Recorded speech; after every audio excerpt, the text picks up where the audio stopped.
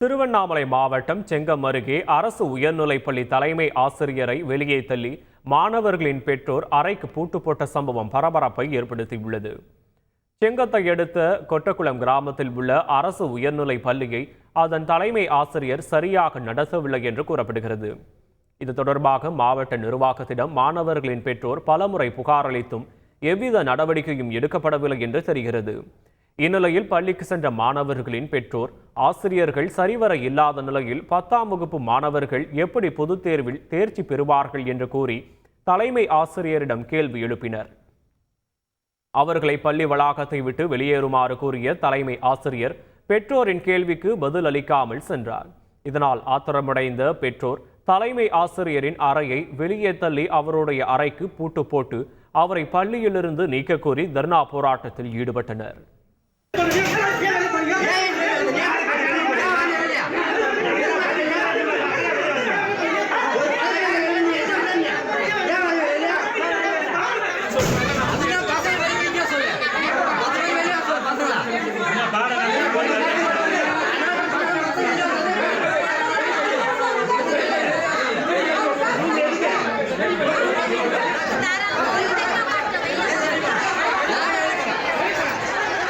தலைமை ஆசிரியர் பணியிட மாறுதலில் சென்றதால் கதறி எழுத பள்ளி மாணவ மாணவிகளின் வீடியோ சமூக வலைதளங்களில் வைரலாகி உள்ளது.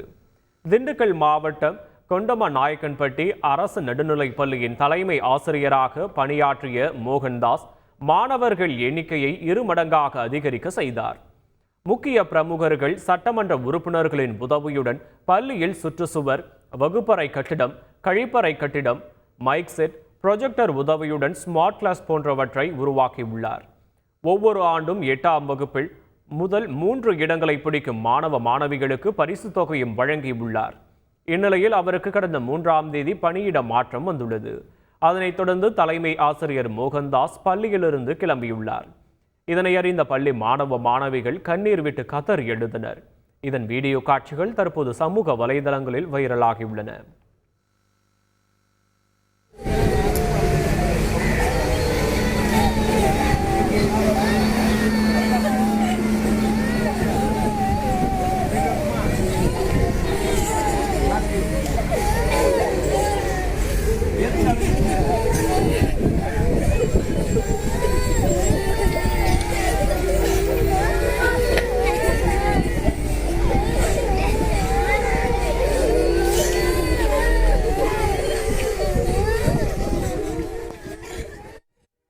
புதுக்கோட்டை மாவட்டத்தில் ஒரு பள்ளி ஆசிரியரின் பணி மாறுதலை எதிர்த்து மாணவர்களும் பெற்றோர்களும் முற்றுகை போராட்டத்தில் ஈடுபட்டனர்.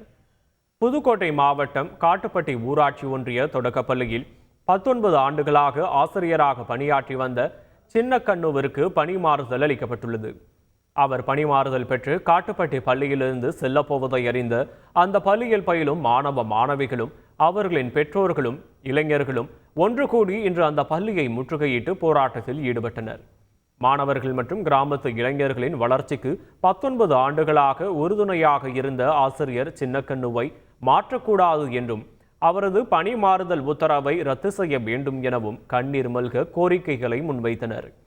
பெற்றோர்கள் மற்றும் மாணவர்களின் போராட்டத்தை தொடர்ந்து அவரது பணி மாறுதல் குறித்து கல்வித்துறை அதிகாரிகள் பரிசீலித்து வருகின்றனர்.